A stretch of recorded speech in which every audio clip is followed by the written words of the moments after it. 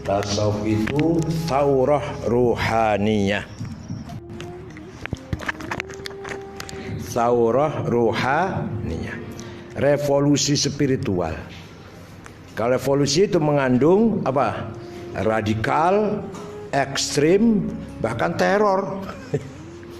Revolusi. Jadi tasawuf itu radikal, tapi radikal spiritual. Bukan revolusi sosial, tapi revolusi spiritual. Maka radikal bahasa-bahasa tasawuf itu, atau bahasa-bahasanya orang sufi itu. Sekarang kalau ingin tahu, tadi itu yang sudah disinggung oleh Mas Mursid banyak. Orang sufi kalau ngomong nggak peduli mau ditanggapi positif atau negatif. Berarti kan orang dablek. Kalau bahasa kasar, itu bahasa halusnya lillahi ta'ala. Dia la yakhafuna law matalah likai la ta'saw ala ma fatakum wa la tafrahu bima atakum. Ketika gagal tidak putus asa atau minder, ketika mendapat pujian sukses tidak sombong. Itu orang sufi tanda-tandanya. Jadi ndablek lah kira-kira. Gus Dur ndablek. Nah, bukan masalah ndableknya, tapi orang yang punya prinsip. Ketika benar dikatakan benar, ketika salah dikatakan salah. Inna ardnal amanata 'alas samawati wal ardi wal jibal fa abaina ay yahmilnaha wa ashfaqna minha wa hamal insan innahu kana zaluman jahula. Allah menawarkan amanat kepada gunung, bumi, langit tidak mau karena ketakut. Manusia menerima amanat. Apa itu? Amanat mengatakan na'am terhadap kebenaran walaupun yang lain tidak berani atau ragu-ragu atau diam, dan bila bisa mengatakan tidak, no, la, reject, menolak terhadap kebatilan walaupun yang lain menerima atau ragu-ragu atau bingung atau diam. Jadi seorang sufi harus berani mengatakan na'am terhadap kebenaran, la terhadap kebatilan. Itu amanat dari Allah yang diterima oleh manusia, yang langit dan bumi dan gunung ngeri, ketakutan untuk menerima amanat tersebut. Nah, udah. Sekarang kalau ada orang ngejek saya, membuli saya atau Mas Ulil atau Mas Muksid atau Gus Dur, semua yang diucapkan oleh manusia ini adalah kalimatu haqqin atlaqaha Allah bilisanihi. Jadi yang keluar dari manusia itu kalimatnya Allah sebenarnya. Ya biarin aja yang kalimatnya Allah kok. Kalimatnya Allah, kalamullah melalui mulutnya orang itu. Kalau ada orang menjelekkan saya, ya anggap kritikan dari Allah. Kalau ada orang muji-muji saya, ya itulah amal kita diterima oleh Allah. Nggak usah sombong dan nggak usah minder kalau dicaci maki. Wong itu kalamullah kok. Paham nggak? Paham nggak? Kalimatullah atlaqaha bilisanihi. Ada orang menghina saya, itu kalamnya Allah kok, benar itu, nggak bohong itu. Kalam Allah melalui mulutnya dia, gitu aja. Jadi nggak usah dipikirin pusing, mau muji, mau memuji, mau mencaci maki. Itulah yang disebut taurah ruhaniyah. Kalau kita lihat definisinya aja, orang pertama kali mendefinisikan tasawuf itu Imam Abu Mahfud Ma'ruf al-Karhi, wafat tahun 200. Nah, beliau masuk Islamnya di tangan Imam Ali Ridho, Imam Syiah yang ke-8. Wafatnya pun karena jaga pintu, orang mau salaman semua, dia jaga pintu kecempet sampai tulangnya patah, menjadikan wafatnya Imam Ma'ruf al-Karhi, kuburannya di Baghdad. Orang pertama kali mendefine tasawuf itu Ma'ruf al-Karhi. Apa coba definisinya? Al-akhdhu bil haqa'iq wal ya'su mimma fi aidil khala'iq. Mencari kebenaran, berpaling dari kepalsuan. Coba dikira tasawuf itu definisinya sholat 5 waktu, qobliyah ba'diyah, duha plus qiyamul lail, tahajud, witir dan tawabin. Bukan itu, bukan. Itu tasawuf itu dikira tasawuf itu kathratul ibadat apa? Tasawuf bukan kathratul ibadat. Bukan hanya ya, atau bukan ya, memang bukan ibadat. Ada orang rajin ibadah, belum tentu sufi.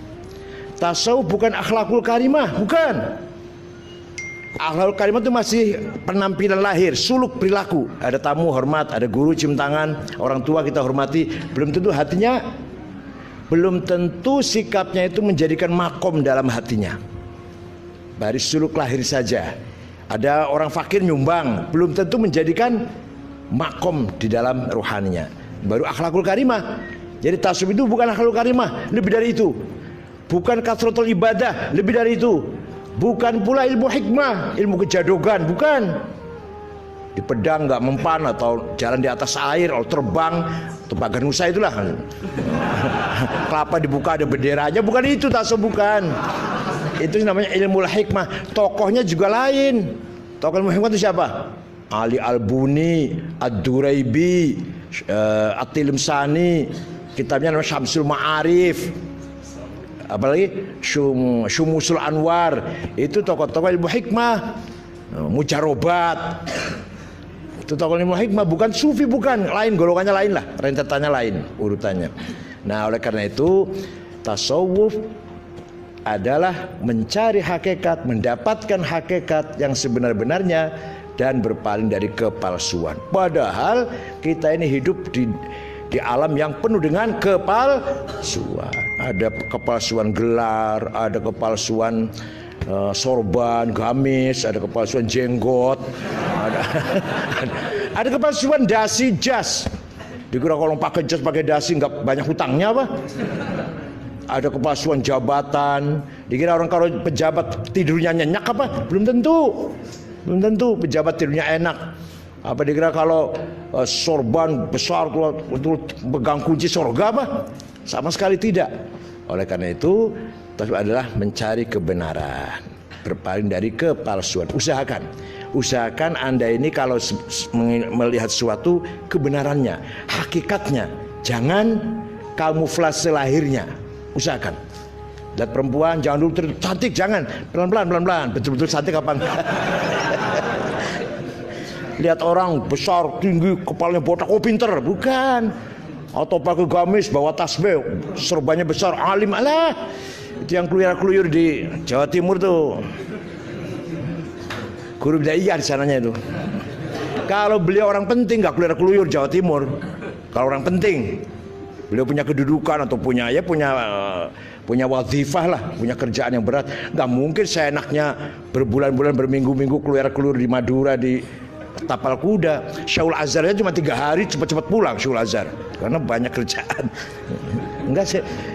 Jadi karena pakaiannya gitu, Allah, cium tangan semua, ada salamannya, ada ngasih semua tuh orang Madura tuh, ngasih uang semua, ada 100, ada 20.000, ada 5.000. Orang Madura tapal kuda itu kalau ada orang pakai gamis. Jadi kalau saya pakai celana, pakai baju batik, orang pakai Islam.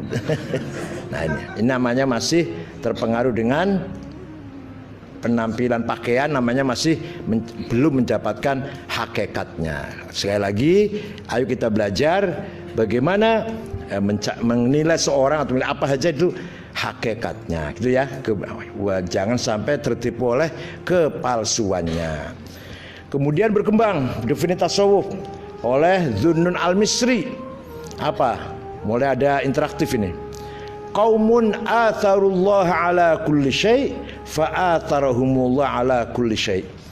Orang sufi itu mendahulukan Allah mengalahkan segalanya, maka Allah pun akan mendahulukannya mengalahkan lainnya. Itu mulai ada apa? Timbal baliknya ya. Kita mendahulukan Allah mengalahkan yang lain, Allah pun akan mendahulukan kita mengalahkan yang lain. Itu Zunnun Al-Misri. Sehingga beliau terkenal mempunyai cara bagaimana mendekatkan diri pada Allah dengan suara yang indah, musik yang indah. Itu Zunnun Al-Misri. Nama lengkapnya Ibrahim bin Thauban dari daerah Akhmim, Mesir Selatan. Nah, beliau punya pandangan bahwa musik sautu haqqin yuz'ijul quluba ilal haqq, faman asgha bihaqqin tahaqqaq wa man asgha bisyahwatin tazandak. Musik itu suara kebenaran, bukan kebohongan. Yang bohong itu cangkem bohong. Tapi musik apa bohong? Suara universal, suara hak yang bisa menggugah hati mencapai hakikat. Maka kita tidak heran tarekat Rumiyah, tarekat Maulawiyah, Rumi itu selalu menggunakan zikir diiringi dengan seruling. Malah nanti ditafsirkan tuh selobangnya ada 6, apa artinya itu ditafsirkan, ada tafsirnya, ada kitab sendiri memaknai lobang-lobang suling itu. Oleh karena itu barang siapa mendengarkan suling dengan tulus ikhlas akan mencapai hak, tapi kalau mendengarkan musik dengan syahwat akan menjadi zindik. Jadi kalau ente baru dari luar masuk rumah, jangan terus zikir, enggak in. Istirahat dulu, dengar musik dulu. Nah, sudah lupa tadi di luar ada apa tadi, bertengkar lah, macet, capek apa, udah lupa semua baru zikir. Itu nanti masuk zikirnya itu. Kalau buat dari luar masih capek, habis bertengkar, habis ribut-ribut di jalan, langsung zikir, enggak masuk. Nah, gimana supaya menghilangkan yang tadi dari luar itu? Dengarkan suara. Tapi jangan main irama musiknya. Apa musiknya apa? Kira-kira musiknya apa yang enak ya? Nah, itu teorinya Imam Dhunnul Al-Misri supaya kita bisa mencapai hakikat diantar dengan suara musik. Nah, ini lepas dari fikih semua ini. Kalau Safina Sulam kan alatul malahi, haram. Nah, ini lepas dari itu semua. Dan yang ketiga, definisi dari Imam atau Syekh Abu Yazid Al-Bustami yang wafat tahun 251 Hijriah. Beliau berkata, tasawuf adalah sifatu haqqin yalbasuhal khalqu. Sifatnya Allah dipakai oleh kita, itu baru sufi itu. Kita memakai sifatnya Allah. Maka orang sufi itu kalau berdoa ya Razzaq, ya Rahman, bukan rahmatilah aku, tidak. Berilah sifat rahmanmu kepadaku supaya aku bisa merahmati orang lain. Berilah sifat Razzaqmu ya Allah kepadaku supaya aku bisa memberi rezeki pada orang lain. Kalau kita kan enggak kan, ya Razzaq ya untuk diri sendiri, ya Rahman ya untuk diri sendiri. Nah, udah itulah definisi. Masih banyak definisinya. Kira-kira yang saya kutip di sini ada 28 definisi itu. Nah, masih banyak definisi, 3 aja. Jadi tasawuf itu adalah revolusi spiritual. Keras, tasawuf itu keras. Coba bayangkan memakai sifatnya Allah. Ya, luar biasa itu. Kenapa? Karena sifat Allah itu tajalli melalui kita semua. Ada orang baik, halus, soleh, dermawan, santun, akhlaknya mulia. Sifatnya Allah Al-Latif. Ada orang sombong, kakas, diktator lah. Sifatnya Allah Al-Jabbar. Paham betul? Allah punya asma Al-Jabbar. Kalau tidak ada Hitler, nggak ada Lenin, nggak ada Stalin, nggak ada Mussolini, nggak ada Brezhnev, nggak ada Pak Harto, kita tahunya Jabbar dari mana? Tahunya Jabbar dari mana? Allah itu diktator, karpe dewe lah, semuanya sendiri Allah itu. Tapi nggak ada contohnya, kita nggak akan paham. Oh, itu contoh Hitler, Stalin, Lenin, Pol Pot, Marcos. Itu contoh. Alah, itu pun jabarnya masih seperti satu tetes air dari laut. Jabarnya Allah kayak apa? Mbuh, la nihayah. Nah, gitu ya. Sekarang ada yang tanya, nih, mohon maaf, jarang kiai nggak bisa jawab, Pak Mursyid. Jarang sekali kiai bisa jawab. Kenapa Allah itu punya asma bertentangan? Qabid basit, mudhil mu'iz, dhalun hadi, al-hadi ad-dhal, gitu ya. Al-zahir al-batin, al-muqaddim al-muakhir, al-mu'iz al-mudhil. Kenapa?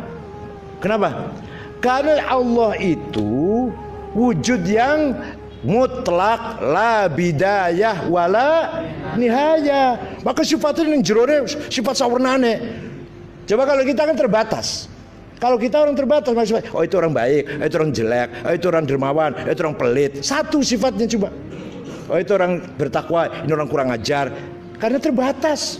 Kalau Allah la nihayah wala la bidayah wala nihayah, maka sifat apapun kumpul di Allah itu.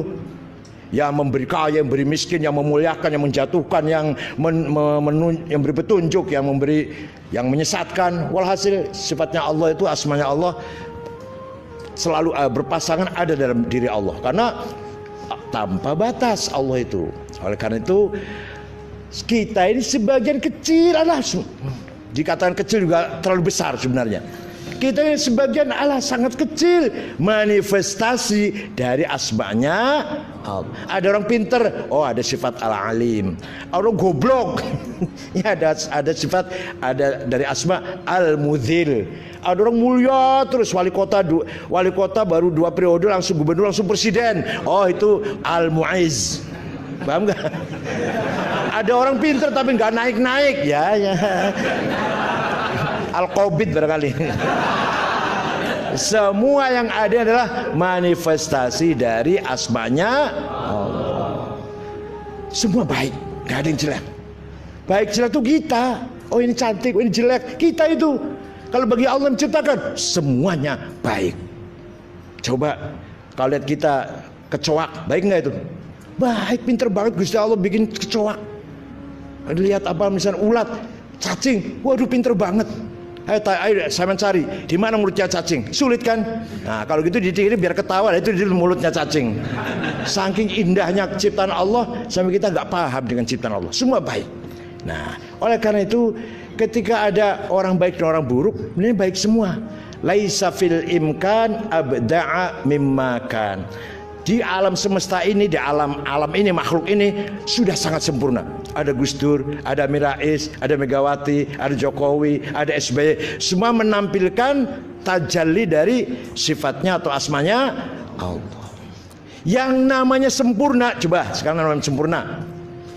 Ada Nabi Musa, ada Fir'aun, ada Muhammad, ada Abu Jahal, itu baru sempurna itu. Di dalam diri ente sendiri, yang namanya cantik. Jangan hanya lihat hidung mancung, kulit kuning, mata biru, rambut. Mohon maaf ini. Lobang harus ada. Lobang belakang harus ada. Kalau ada orang cantik, nggak ada lobang belakangnya, sempurna nggak? Sempurna nggak? Enggak. Lobang, hidungnya mancung, kulitnya kuning, matanya biru. Oh, pokoknya sifatnya cantik banget lah, seksi, menggiurkan. Lobang belakang harus, itu sempurna baru. Ya kalau lobang belakang nggak ada, nggak sempurna. Oleh karena itu di dunia ini dengan kekurangan itulah kita jadi sempurna. Bahasa cantik dan tidak cantik, baik dan tidak baik, itu ada bahasa agama atau bahasa etika sebenarnya. Kalau bahasa hakikat semuanya baik. Ada Abu Jahal, ada Abu Lahab, ada Nabi Muhammad, ada Abu Bakar, ada Umar, ada Utsman, ada Ali. Dan juga harus ada Abu Jahal, Abu Lahab harus ada. Gitu ya. Itu namanya tajalliyat min tajalliyatillah. Sekarang cari zikir. Zikir ada 3 tingkatan. Pertama zikir asma. Ya Allah, ya Razak, ya Latif, ya Qadir. Wah, minta rezeki lah. Ya Mu'izz, ya Mudzil, ya Mu'izz, ya Aziz, ya Azim. Minta pangkat. Jadi ketika zikir kita minta. Namanya kita zikir apa? Zikrul asma. Lagat tinggi lagi zikrus sifat. Ketika ya Allah, itu apa yang diminta? Qudratuhu wa ilmuhu wa iradatuhu wa masyiatuhu. Ya Allah, saya ini minta kekuasaanmu lah.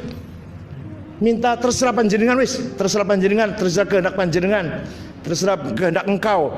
Saya ini seperti apa? Namanya zikrul sifat. Terbatas. Kalau asma kan menyebutkan minta uang, minta pangkat. Kalau sifat enggak. Saya minta kehendakmu lah. Yang saya mohon, saya sesuai dengan kehendakmu dan kekuasaanmu.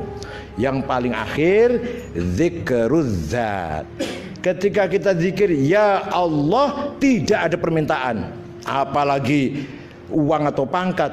Minta surga pun tidak, minta maghfirahnya tidak, minta rahmatnya pun tidak, minta isti'anahnya tidak. Paham enggak? Ketika ya Allah atau la ilaha illallah, enggak ada proposal. Enggak ada proposal. Betul-betul zikir zat. Lah gimana caranya? Caranya nyung sewu ya ini bareng-bareng lakoni nggih, bareng-bareng mengamalkan. Sehari semalam silakan zikir sifat, zikir zat, minta uang, minta pangkat, minta selamat, minta sehat, minta sukses, silakan. Tapi nanti di malam hari entah 5 menit, sudah sulit 5 menit itu. Sudah sulit 5 menit itu. Ada zikir yang zikr zat, yang tanpa minta apa-apa. Bisa enggak coba ayo belajar. Dari pagi sampai siang minta kaya, minta sukses, minta sehat, minta panjang umur, minta apalah, surga, minta maghfirah, minta rahmat. Tapi nanti di malam hari ketika kita tahajud 5 menit, ketika kita la ilaha illallah atau ya Allah tanpa minta apa-apa. matanya merem, ya Allah, tanpa minta apa-apa, insya Allah. Lakukan 40 hari, ada kelebihan, ada yang aneh nanti. Lakukan 4 malam berturut-turut, zikr zat, zikir tanpa minta, insya Allah 40 hari berturut-turut ada sesuatu yang indah dalam kehidupan kita, insya Allah. Jadi semua ini adalah tajalli dari Allah.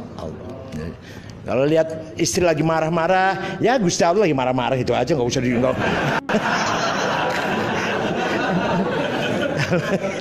Kalau istri lagi melayani, ya Allah lagi memberikan manifestasi latifnya Allah, karomnya Allah melalui istri saya. Istri saya lagi marah-marah, oh itu lagi khutubullah lagi melalui dia itu. Lagi muncul melalui istri saya. Itu aja, nggak usah pusing lah. Istri rewet lagi memunculkan, memanifestasikan asmanya Allah. Itu aja. Jadi semuanya baik. Laisa fil imkan abda'a mimma kan. Tidak ada yang lebih indah di alam ini yang lebih dari yang sekarang ada ini. Yang sudah sempurna, sudah sempurna. Ada Jokowi, ada Amin Rais, ada Bambang Susatyo, ada Setia Novanto, udah sempurna, udah. Nggak ada yang lebih sempurna dari yang ada ini. Laisa fil imkan abda'a mimma. Tinggal kita menyikapinya bagaimana. Tinggal kita bisa menyikapi apa enggak, itu aja. Kalau kita nggak mampu menyikapi, ya kita kalah dengan hawa nafsu kita. Yang namanya ingin mengislamkan orang itu hawa nafsu itu. Makanya Rasulullah ditegur, innaka la tahdi man ahbabta. Ketika Nabi Masya Allah menyesal Abu Thalib enggak Islam, menyesal, itu udah kepentingan, itu sudah interest itu. Nah, maka ditegur, walau syaa rabbuka la amana man fil ardi kullum jami'a fa anta tukrihun nas hatta yakunu mu'minin. Yang menarik dalam kitab Ihya, Pak Masulil, istri anak-anak saya lagi S3 rehab, mengkritik Abraham Maslow, psikolog dari Yahudi. Satu bab saja dari saya dia, masalah ide, khawatir, lintasan. Semua di dunia ini datangnya dari khatirah. Dari apa? Khatir. Orang bikin kancingnya lontong, apa itu, apa namanya? Biting. Jadi khatir itu. Mau bikin kancing lontong, idenya seperti itu. Dari mana itu? Dari khatirah. Begitu pula orang yang menciptakan pesawat, menciptakan internet, menciptakan nuklir, roket, senjata, dari mana? Khatirah. Semuanya dari khatirah. Khatirah adanya di dzauq, intuisi.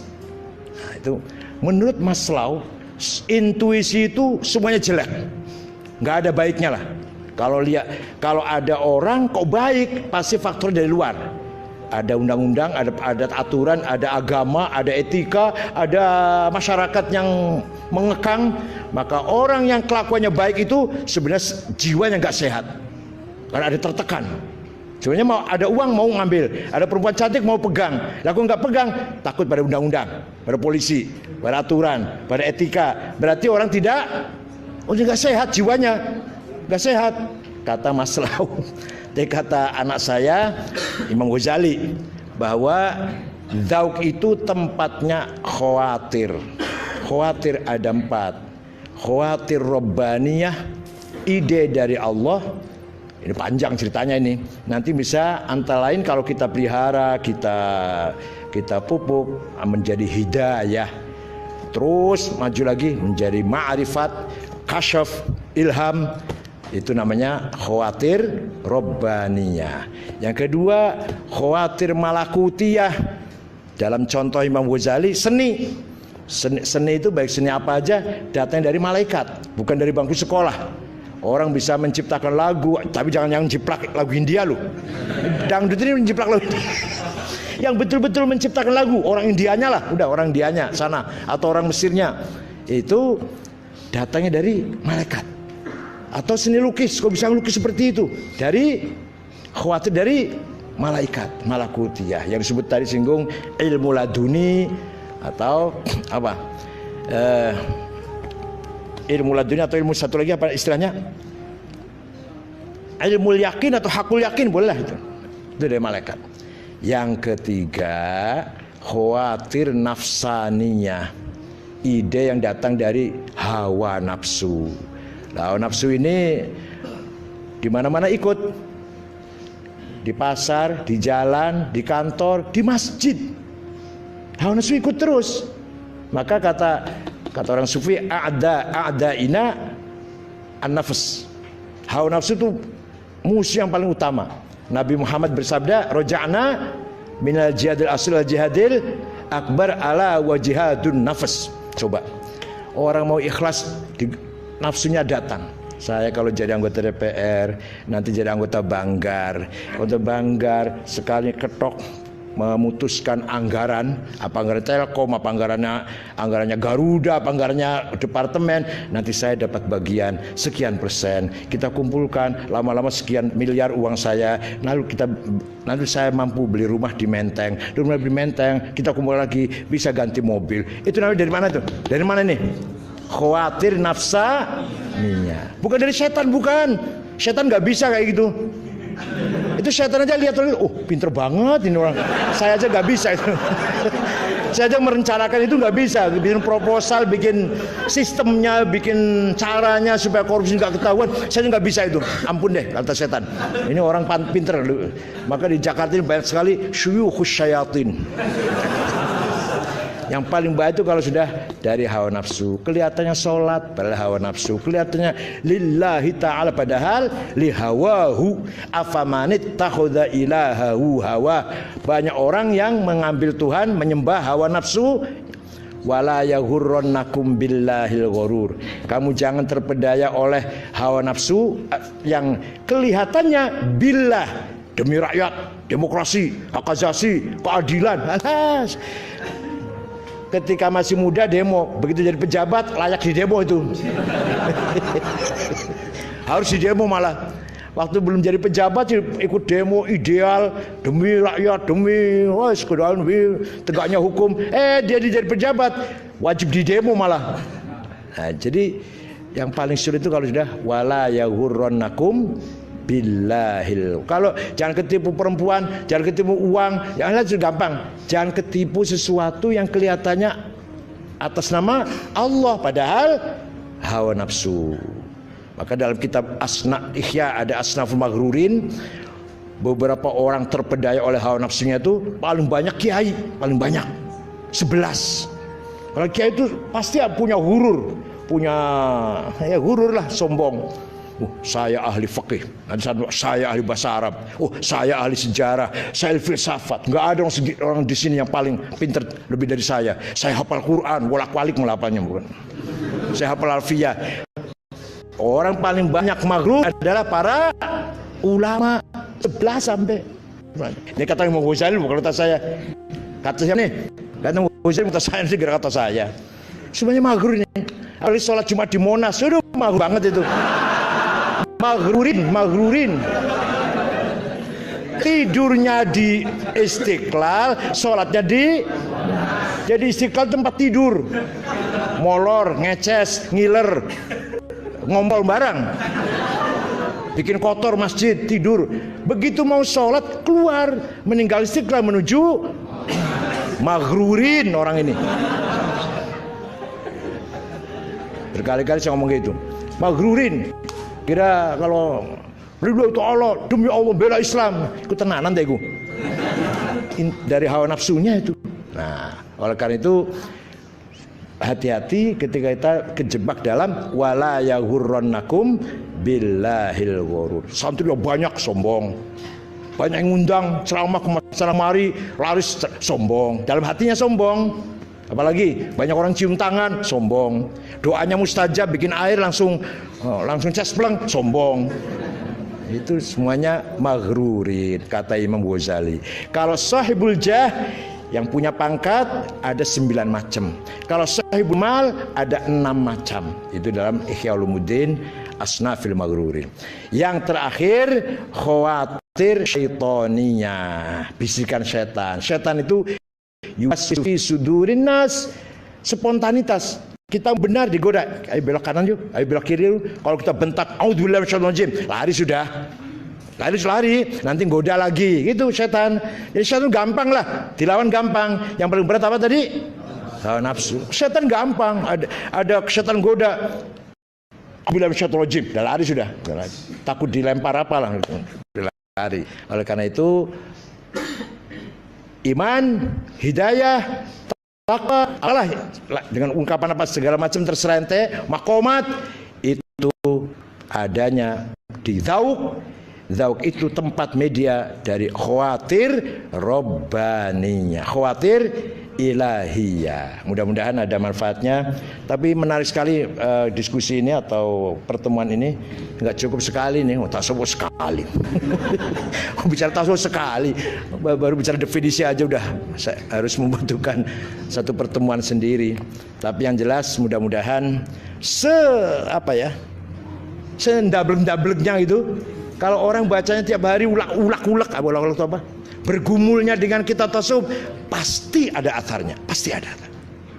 Orang tiap hari baca tasawuf. Lah saya baca tasawuf 4 tahun. 4 tahun yang dibaca tasawuf terus Ibnu Arabi, Ghazali terus Suhrawardi, Al-Junaidi. Ya barangkali ada lah dikit-dikit atharnya. Dikit-dikit pengaruhnya ada. Ya pasti dong bacanya kan mempengaruhi kan? Nah, coba ente kalau baca tiap harinya fakih terus, wah nanti haram, halal, makruh, sunnah.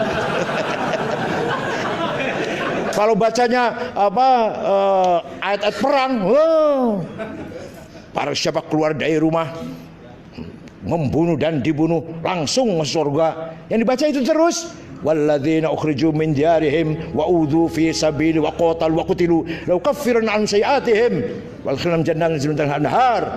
Barang siapa keluar dari rumah membunuh atau dibunuh langsung surga, diterima bidadari sudah telanjang bidadarinya.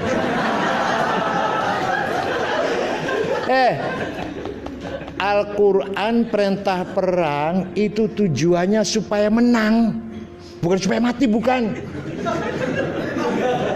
Supaya kalau menang kita mendakwahkan agama Islam, menang kok. Nggak ada zaman Rasulullah orang berangkat perang sudah bawa bom mau mati, nggak ada. Berangkat perang Badar, perang Uhud, perang Ahzab, perang apa aja, perang Mu'tah, perang Fathul Makkah, inginnya apa? Menang. Kalau menang kita bangun Islam, kan gitu. Nggak ada yang perang dari rumah mau mati, nggak ada. Kok mati? Syahid gitu loh. Bukan tujuan, bukan. Kok mati? Ya syahid. Tapi dari rumah jihad itu untuk menang. Makanya Rasulullah, Ibnu Mas'ud ingin ikut perang Badar masih umur 14 tahun. Nanti dulu, kamu masih kecil. Sekarang ngebom Surabaya malah ngajak anak kecil malah. Coba bayangkan. Jadi apa yang dilakukan oleh mereka itu ba'idun al-islam, gharibun al-afkar islamiyah wal fahim islamiyah. Apa yang dilakukan oleh teroris itu, ngebom itu jauh sama sekali nggak ada hubungannya dengan pemikiran agama Islam, dengan pemahaman agama, nggak ada sama sekali. Nggak ada sama sekali. Demi Allah, nggak ada sama sekali. Agama Islam tidak seperti itu. Masya Allah. Kita tercoreng, dikotori oleh tindakan radikal teroris itu semuanya. Terima kasih Mas Ulil, Mas Muksid. Mudah-mudahan di lain kesempatan kita ketemu lagi. Syukron wa dumtum. Adam tadi nyinggung Junaid, saya luar biasa yang Junaid itu kalau kita bacakan, kalau kita baca. Nanti lain kali kita bacakan Tauhid menurut Imam Junaid. Wah, blenger. Mudah-mudahan ada manfaatnya. Syukron wa dumtum fil khair wal barakati wan najah. Wa huwal muwaffiq ila aqwamit thoriq. Wassalamualaikum warahmatullahi wabarakatuh.